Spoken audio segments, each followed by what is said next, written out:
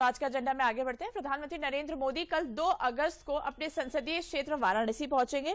इस दौरान पीएम मोदी वाराणसी को करीब 2200 करोड़ रुपए की सौगात देंगे। ये परियोजनाएं बुनियादी ढांचे, शिक्षा, स्वास्थ्य सेवा, पर्यटन, शहरी विकास और सांस्कृतिक विरासत सहित कई क्षेत्रों से जुड़ी हुई है। इसका उद्देश्य वाराणसी में समग्र शहरी परिवर्तन, सांस्कृतिक कायाकल्प, बेहतर संपर्क और जीवन की गुणवत्ता को बेहतर करना है। इन परियोजनाओं का उद्देश्य शहरीकरण में समग्र बदलाव, सांस्कृतिक जीवंतता लाना, कनेक्टिविटी में सुधार और जीवन की गुणवत्ता में सुधार लाना है। वहीं पीएम मोदी कल अपने संसदीय क्षेत्र से पीएम किसान सम्मान निधि की 20वीं किस्त भी जारी करेंगे। तो इस खबर पर अधिक जानकारी देने के लिए हमारे साथ हमारे संवाददाता रामेन सिंह जुड़ चुके हैं। रामेन जी, देखिए कल प्रधानमंत्री नरेंद्र मोदी का आगमन वाराणसी में होने वाला है। फिलहाल अभी क्या कुछ तैयारियां देखने को मिल रही हैं वाराणसी में उनके आगमन को लेकर?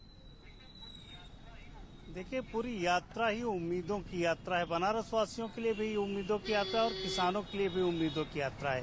पूरी तैयारियां की गई। उत्तर प्रदेश में बड़े बड़े बैनर, होर्डिंग्स लगाए गए हैं। उत्तर प्रदेश का डेवलपमेंट कैसे हो रहा है इसकी जानकारी दी गई है। प्रधानमंत्री के स्वागत की पूरी तैयारियां की जा रही हैं। सड़क सफाई की जा रही है। जिन रास्तों से प्रधानमंत्री को गुजरना है या नेताओं को गुजरना है वो सारे रास्ते साफ सुथरे किए जा रहे हैं। जो बड़ी चौड़ी सड़कें हैं उनको ठीक किया जा रहा है। तो इस तरीके से पूरी तैयारियां की जा रही। सिक्योरिटी की जबरदस्त व्यवस्था है। तमाम आईपीएस अधिकारियों को यहाँ रखा गया है। सुरक्षा के तमाम इंतजाम किए गए हैं।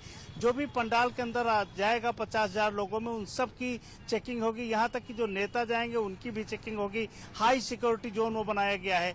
तो ये इस तरीके से देखें, 2200 करोड़ की जो योजनाएं हैं बरखा, उनमें बनारस वाराणसी का तमाम क्षेत्र आता है।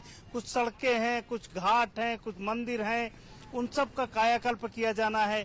उम्मीद ये है कि किसानों के 9 करोड़ से अधिक किसान जो इंतजार कर रहे थे कि 2000 की किस्त मिलेगी, किसी को पानी लगाना है खेत में, किसी को उर्वरक डालना है, किसी को पेस्टिसाइड छिड़कना है, उन लोगों के लिए भी बड़ी उम्मीदों की आता है। तो लोग बड़ी उम्मीदों के साथ इंतजार कर रहे हैं कल प्रधानमंत्री आए, मंच पर खड़े हों और वहां से जो उम्मीदें हैं लोगों की उनको पूरा करें। प्रधानमंत्री नरेंद्र मोदी वाराणसी वासियों को कई परियोजनाओं की सौगात देने वाले हैं। इन परियोजनाओं में सीधा असर इससे वाराणसी के युवाओं को, पर्यटन को, इंफ्रास्ट्रक्चर को कैसा पड़ता हुआ आप देख रहे हैं?